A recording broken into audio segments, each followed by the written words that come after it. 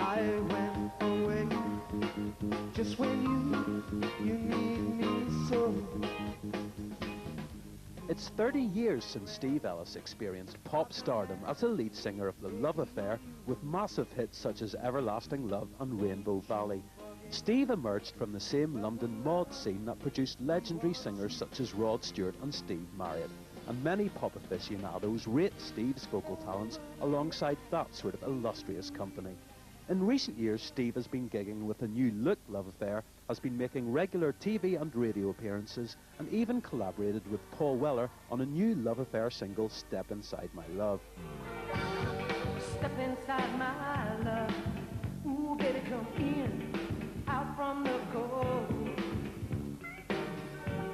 and don't be afraid now, don't you be afraid, afraid to let go, all of those secrets.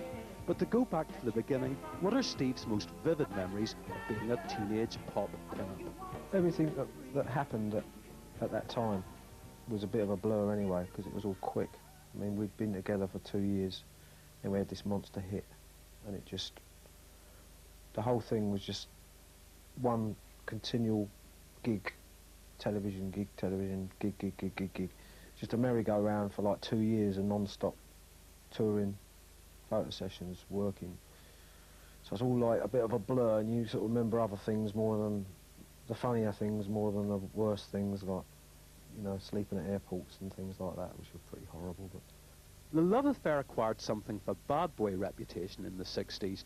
There was, for instance, the time they climbed to the top of the statue of Eros at Piccadilly Circus as a publicity stunt, and Julie ended up in court.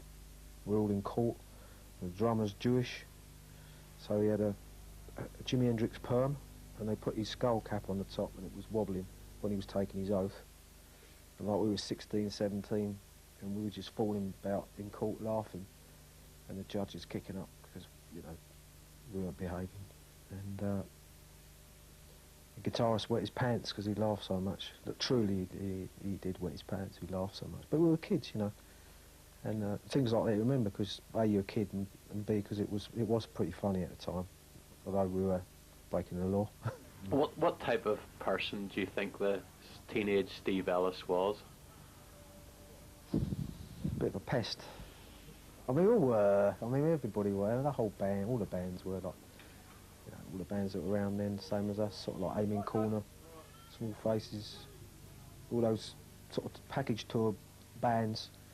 We were all out for a laugh, you know. The music was most important, but we were out to have a good time because we were all kids, so it was just a lot of fun. I think you've got to try and get a perspective, you've got to get a grip on it. When you're younger, a lot younger, you sort of think that's the way it's going to be for forever and ever. It's not. After he split from the original Love Affair, Steve had ill-fated stints with his bands Ellis and Widowmaker, but dodgy deals and music biz acrimony has not embittered him. Well, I don't know, if you get bitter about things, they eat you up, don't they? You know, I mean, yeah, I've had some terrible things happen to me, and so has everybody in life, you know. I mean, I'm not dying, or I don't have multiple sclerosis, you know. I'm lucky, I've got nice kids, and I live in a town I like. You know, I get on with most people. Some people I don't. I just find pettiness. I can't stand pettiness. But I'm lucky. I think I'm lucky. Yeah, that's why I'm not bitter. I'm not bitter. At 48, Steve has kept much of the mod style he embraced as a teenager, and many of today's young Brighton mods see him as something of a father figure. So how much does this enduring youth cult mean to him? When you're young, you're impressionable. So at the time, it was mod. So you retain a bit of that. It's in your psyche. It's not like conscious effort to try and be like a mod. Oh, it must be like a mod. You know, I mean, we do the Small Faces convention every year, which is for multiple sclerosis. Yeah. And you see all these guys all dressed up, and they look brilliant. And it's like a time warp. It's like going back 30 years. But I mean, I'm not going to dress up like that, because it would be really sad. It would be pathetic, you know, but I can't lose the turn-ups. You need a little modesty. The closest thing to dignity. At the the moment Steve is putting the finishing touches on a new album produced by the Love Affair's keyboard player Ian Dunnett, who clearly enjoys the collaboration. Basically, it's one of the old school. He's a real singer. He goes on stage and does it. He comes into the studio and does it. He's very easy to work with, and whatever you need him to do, he can do. Very straightforward and very easy to work. And he's got a great sense of humour as well.